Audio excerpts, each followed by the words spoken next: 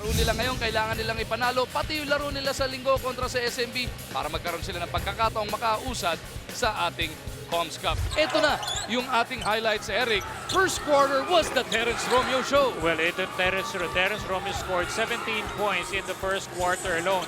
And he practically did everything. A lot of nice one-on-one plays where he used a lot of his ball handling skills to get around his defenders. 34-25 score natin nun. Siyam kagad ang abante ng Batang Pier. Pagdating na second quarter, a little bit more. Romeo this time on the passing end. Chest pass, alley-oop. Papunta kay Fortuna. Inabiganda kay Terence Romeo. Not only is he a great scorer, marunong din naman siya na mag-share ng basketball. That's why he was able to pick up a couple of assists in the first half. Kasama sa highlights yung foul ni Pinckney because yun nga po ang ginawa niya dito ng problema siya. With his foul trouble, kaya naman na-outplay siya ng katakot-takot ng import ng Globoport na si Taggart.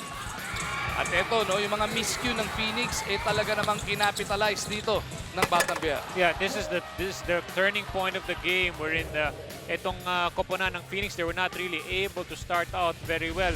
Globalport was playing no pressure for this game. They're the ones who came out with that energy to really get the jump on Phoenix. On 14-103 at that point, as eto na, no? Very late in this game, Ocho ang abante ng Globalport and Taggart puts it away. 122. 112 at that juncture. 125-118 ang ating final score.